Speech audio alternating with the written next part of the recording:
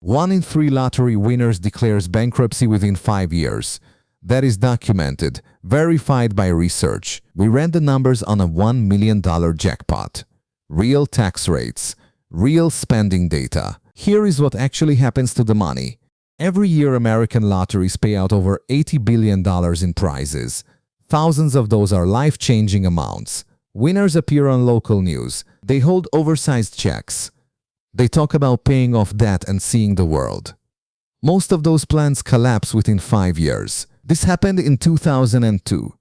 Jack Whittaker won $315 million in the Powerball. It was the largest single-ticket jackpot in US history at that time. He took the lump sum. After taxes, he walked away with roughly $113 million. Within 4 years, his granddaughter was dead. He had been robbed twice. He faced multiple lawsuits. He later said publicly that he wished he had torn up the ticket. 1988. William Post won $16 million in the Pennsylvania lottery. By the following year, he was $1 million in debt. His brother hired someone to kill him. Creditors came for his assets.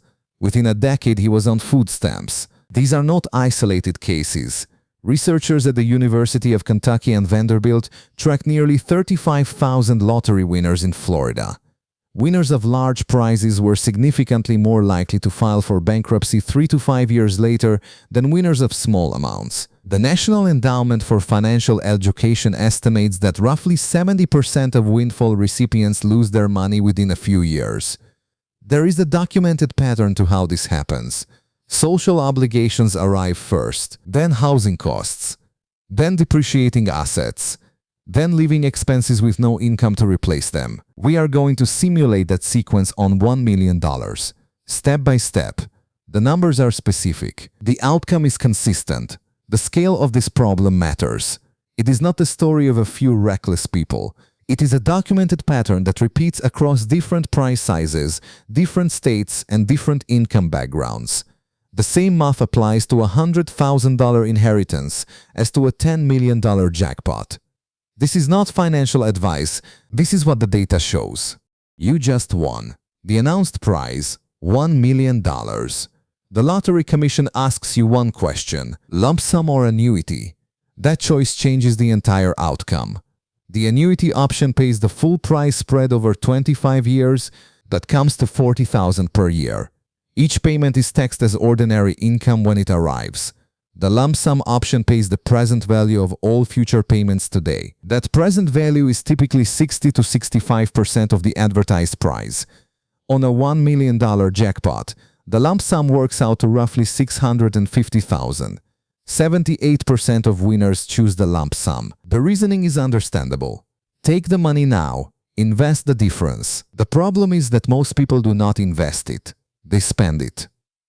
Studies show that recipients of large lump sums anchor their spending to the full amount rather than the depletion rate. By the time the balance becomes critically low, the habits are already locked in. The lump sum removes the natural pacing mechanism that the annuity preserves. Now comes the tax bill. The IRS treats lottery winnings as ordinary income. The top federal rate is 37%.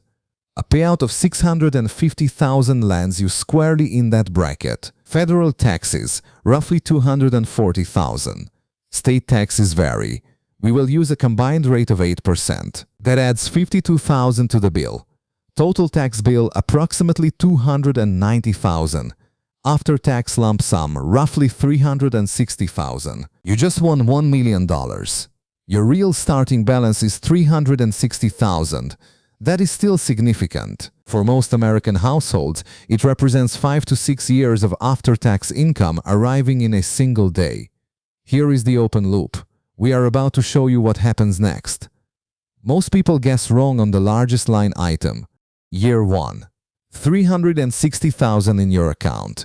The first pressure arrives before you touch a single dollar. Social pressure is the most destructive and least discussed force in windfall loss. Multiple studies show that winners face intense financial requests from family and friends within days of winning.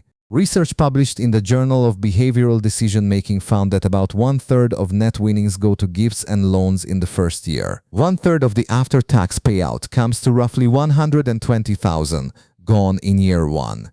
to family, to friends, to people whose loans almost never get repaid, remaining about $240,000. Next, housing. Over 60% of large prize winners upgrade their home within the first year. A conservative step up, $60,000 as a down payment on a new property. Monthly mortgage payment, roughly $1,400. Property tax and insurance add about $500 per month. That is $23,000 per year in new housing overhead. Not one time, permanent. After the down payment, roughly $180,000 remaining. Cars. The average new vehicle price in the US is just under $50,000. Most winners buy two. Cash.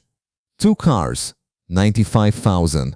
Remaining after cars, about $85,000. Living expenses. 32% of jackpot winners quit their jobs within the first year. Without income, daily costs come from the prize. The Bureau of Labor Statistics puts average household spending at $61,000 per year. Food, utilities, healthcare, transport, and clothing. After 1 year of living expenses, roughly $24,000. Here is how the end looks. 12 months after winning. Your account is nearly empty. You have a mortgage you can no longer cover. 2 cars depreciating in the driveway. Family members expecting help you can no longer provide. No income coming in. We have not included vacations. We have not included legal fees. We have not included the failed business ventures that nearly half of all lottery winners attempt within 2 years. In documented bankruptcy filings, first-year outflows regularly exceed starting balances by 20 to 30%. The money does not drain slowly. It drains all at once. Now let us model winner B. Same jackpot, different choice on day 1. Winner B takes the annuity. Annual payment before tax, $40,000. At a combined tax rate of 25%, the net annual payout is $30,000. $30,000 per year is not dramatic. But winner B keeps working. Treats the annual payment as investment capital. $20,000 per year goes into a low-cost index fund. $10,000 per year builds an emergency cash reserve. Year 5, $100,000 has been invested. The compounding puts that at roughly $114,000. Year 10, $200,000 invested. The portfolio grows to roughly $276,000. Year 15, $300,000 invested. The portfolio reaches approximately $480,000. Year 20, $400,000 invested. The portfolio sits at roughly $800,000. Year 25, $500,000 total invested over that span. The portfolio value at 7% compounded is approximately $1.3 million. Winner B ends 25 years later with more than the original prize, working the whole time. No debt, no bankruptcy, a 7-figure net worth built on $30,000 per year. Winner A ran out of money before year 2. Same jackpot, one is bankrupt, one has a portfolio. The difference is not intelligence. It is not character. It is the velocity at which the money arrived and the structure in place to absorb it. A lump sum of $360,000 arrives all at once. No roadmap, no infrastructure, no habits built to handle that amount. An annuity of $30,000 per year after taxes arrives like a salary supplement. It fits the systems most people already have. It can be managed with the same habits that handle regular income. The delivery mechanism of the prize turns out to matter more than the size of the prize. 3 forces reliably drain lottery winnings. They work together. Most winners never see all 3 coming at once. Force 1. The payout gap. Most winners plan against the advertised jackpot. They budget for $1 million. They receive $360,000. Every financial decision is off by a factor of nearly 3 from the start. The gap is printed in the lottery rules. But in the excitement of winning, few people calculate it before they spend. Force 2. Recurring costs from one-time purchases. A new house is not just a down payment. Property taxes arrive annually. Maintenance arrives annually. Insurance renews every year. A new car is not just a sticker price. Fuel, insurance, registration, and repairs arrive every year after the purchase. Every one-time purchase creates a stream of ongoing obligations. Most winners see the price tag. They do not model the annual cost behind it. Force 3. The permanence illusion. 360,000 in a bank account feels large. It is large in absolute terms. Divide 360,000 by 61,000 in annual spending. That is just under 6 years. Not forever, not even a decade. 6 years. At zero income. At zero investment return. Behavioral economists call this anchoring. The absolute size of a number distorts your sense of how long it lasts. You feel financially secure because the number is high. You do not feel the depletion rate because it is invisible until it is not. Most lottery winners never run that division.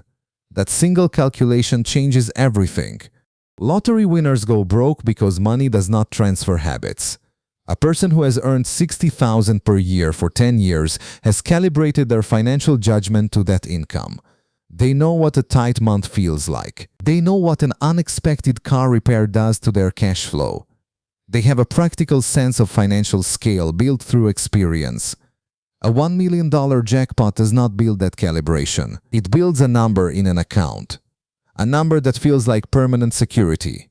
It is not security. It is capital. Capital without deployment structure disappears. Research published in the Review of Economics and Statistics found that large cash transfers increased short-term bankruptcy rates among recipients. A separate study found that lottery winners showed no meaningful improvement in long-term financial well-being compared to matched non-winners. The prize size does not protect against the mechanisms of loss. The winners who preserve their money share consistent behaviors. They do not quit their jobs immediately. They give themselves 12 months before making any major financial decision. They hire a fee-only financial advisor who earns no commissions on products sold. They set a defined ceiling on gifts to family and they hold that ceiling. They invest the bulk of the payout before spending anything significant. They treat the windfall as capital, not as income, not as spending money. At a typical stock market return, you need about $850,000 in invested assets. That generates roughly $60,000 per year. That covers average American household expenses. That is the break-even threshold for financial independence. A $1 million jackpot after taxes and spending does not reach that threshold. Not with any lifestyle inflation, not without sustained investment over years. 70% of windfall recipients lose their money within 3 to 5 years. The minority who keep it run one question from the start. How do I make this last forever? Not, what do I buy first? The math behind going broke is not complicated. Spending rate exceeds investment rate. The result is zero. That equation does not care how the money arrived. This is not financial advice. Past results do not predict future outcomes. If you found this useful, subscribe to CashCinema. Drop a comment with the financial topic you want us to cover next. Every dollar has a story.